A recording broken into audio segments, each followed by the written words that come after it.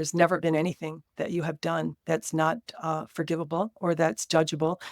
Everything has been accumulated in your behalf, and you can get access to that the minute you start to love yourself and the free will choice that you have to choose how you feel in your experience. That's a pretty bitter pill to swallow, isn't it? For some, I think for for any of us, is the thing that whatever is happening in our life is something that we've actually somehow Yeah. drawn Well, into it. let's talk about that for a minute because the pill that you can't swallow is at a level of consciousness that prevents you from swallowing it. So, just by getting the information that we've given here right now, we've expanded consciousness.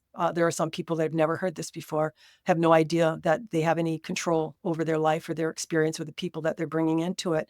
So, when you get that understanding and you start to expand in consciousness, what is an expansion of consciousness? It's when you leave the third dimension of consciousness with your consciousness and move to a level where new perceptions are available.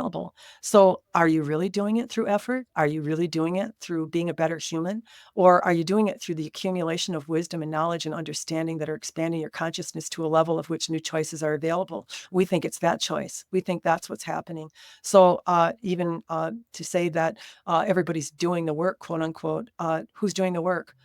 Nobody. The consciousness of the plane is rising regardless of what anyone is doing. The Earth is having solar flashes. It's speeding up. She is the house that we are all living on or in. And then as that vibration rises, it stimulates our energy centers. And guess what? Our consciousness starts to rise. So when people say, how is our government going to be different? How are we going to get a new world or a different world? We're going to leave. Our consciousness is going to rise to a level of which that world is a part of and already formed in. And until people start to perceive that and understand that that actually exists, they can't see that reality. We have the ability to pick and choose how we want to live and feel in the experience that we're in, regardless of what's going on in the masses. So, by your focus, by your intent, and by your knowingness of how you create in your experience, you can actually create a cocoon around you where the outside influence will have no power over you. That you would actually be experiencing in your private universe, nothing like those that are experiencing and suffering because you're not part of that paradigm anymore. So, a rise in consciousness, what does it give you? It gives you less negativity. It gives you a level of which your source is a part of to choose and love, to choose in alignment, to choose. There's no anger there to choose from. There's no jealousy. There's no rage. The old emotions that you used to have access don't exist at the higher levels of consciousness.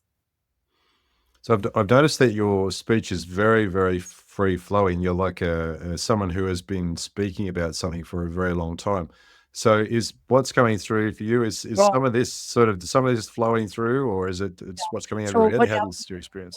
when you have fully activated Kundalini, one of the benefits of that energy is it connects you to the divinity part of you, which then gives you the same flow that you have when you're channeling for other entities. So, what you're experiencing right now is Robin in full connection with the divinity part of Robin, which provides that natural flow that I get when I also channel other entities. So, this is available to everyone. It's what some of your masters, Tony Robbins, Joe Dispenza, in the way that they communicate, the high magnetism that they have that actually creates a very quick following and advancement very fast of their careers comes from that magnetism that is created by the release of that Kundalini energy. So that is enhancing my ability to communicate. Mhm. So from that initial weekend where there was the you obviously channeling something was going on, you kind of stepped backwards a little bit. So then how did things evolve from there? Yeah, so I went home and like I said, it was a little bit bumpy for a while because I thought these people are talking day and night, and our lives are now changed. And how am I going to do my laundry, cook a meal, and have a moment with my husband? And he said, I like to read my paper and not get up at 3 o'clock in the morning when somebody wants to talk. But in the beginning, when you can't quit thinking about it, that's what's provoking them to come forward. You have to understand that these beings are not like you and I that are looking at each other or sitting next to each other. They're perceiving your energetic field. So when you think about them, they're not thinking it's 3 o'clock in the morning. They're not thinking your husband's reading his paper. They're thinking, I'm getting a signal from you and I'm going to answer it. You're ringing my phone. And so I'm picking up. So once I really started to understand how the dialing was taking place and that I was actually thinking about them all the time because it was new, of course, and it was kind of shocking, then my experience really started to smooth out because I would just decide today's my day. I'm not thinking about you today. I'm not, going there. And then, of course, they wouldn't come forward. It's just when I think about them or I pose a question, or if I would even wonder, I wonder what these people would think of what I'm doing, they would say, well, let's find out. You know, it would be like an invitation. It's like an immediately opening up a connection when you have that thought. And so, what's it like for you now? Like, how when you what's the channeling experience is like? Are you kind of like here and there, or do you? I know some people kind of really step to the side and they don't know what's going on, or how does that work? Yeah, you know, it's a very natural thing. It doesn't feel unnatural to me at all. I don't feel as though I remember any of the exchanges when I'm done with them. Much of the information, if not all, is removed very quickly from my cognitive recall. So I don't have a lot of recall after I get done, which I'm kind of happy about. And I don't really have any need to listen to it back anymore. In the beginning, I would say probably within the first year, there were a lot of just work with the family. And that's what they said they were going to do. Just really getting them acclimated to what I'm going to be doing, what they're doing, trying to get their relationships all running as smoothly as possible and get the teachings through to them. And that's exactly what happened. The first year and a half to 2 years was spent primarily with family and people that were close to me. And then there were a lot of private sessions that I did just figuring out how it was going to work, whether it was something I wanted to do, how effective it was.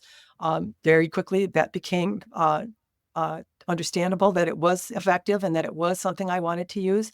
Then I went on, of course, Alex's show just absolutely blew me up. I think I booked out 80 or 100 sessions after that, and I didn't have my calendar protected, and I was really overwhelmed, honestly, and took on way too much. And then I learned that I had to block my calendar and space out the interviews that I went on and the amount of sessions that I want to do because I am 65 years old. I've got grandkids and things that I want to spend time with that I want to tend to. So I've gotten very much better at managing my time. And I know a lot of channelers that become busy stop doing private sessions. I haven't done that yet. I feel like there's a certain amount of service that I want to do, that I'm called to do, that I'm going to continue that for a while. I do some group things where I assist groups of people in lifting off entrapments or emotional baggage that's in their energy centers, and then to assist them in lifting their Kundalini energy. So I do activations, 20 people at a time, about every other month or so. I do that.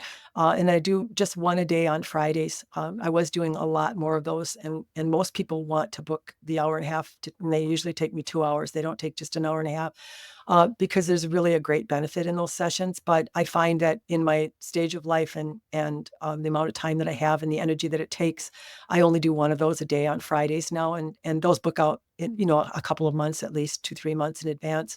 So that's primarily where I'm at now. You know, it's really interesting how this really linked together with a lot of the things that I, as Robin, had studied and learned about Kundalini energy. And, you know, recently, this is kind of a funny story. I had an interview with a person who had not the best English. It was really difficult to understand the translation.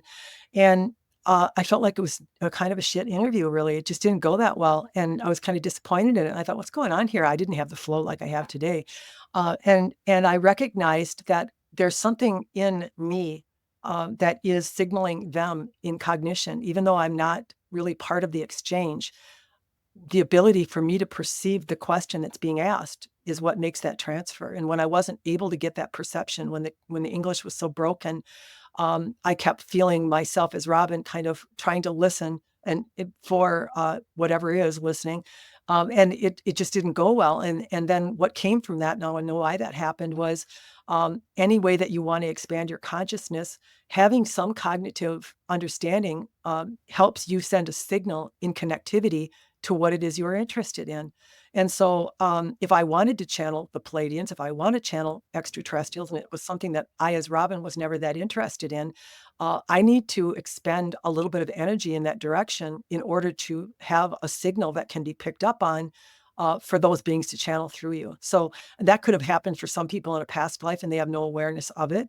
Or it could be something that you're very interested in this life. Maybe you had a lot of reading or interest in alien activity and then drew that experience to yourself.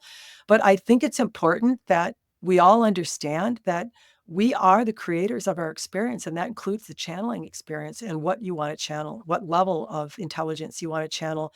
And so some of the greatest channelers like Sylvia Brown, who were pretty well renowned for helping the police in a lot of different cases, and She was able to lay her hand on material and actually detect, what was in there. One of the things that she was advised to do immediately in her first connecting to spirit was to take a couple of years off and study absolutely everything that she could, every religion, every practice that she had in her repertoire would only make her a more attractive channel to other levels of consciousness. So I feel like that interval was just a reminder to me because I'd kind of put the study books down. After I got this connection, I thought, oh, this is pretty good. No need to go any further. But I think sometimes there's always a need to go further, and there's no end to that further. The level of consciousness that one can reach, even for the group that I'm channeling, is endless. There's no level. And I, of course, thought when I got a grandchild that I had discovered a new level of love, which was new for me. But that doesn't mean that there are not yet higher and higher and higher levels of love. There are. So the only way that one can reach those is to continue in their search. And I think that's something that is probably never going to end because it's eternal.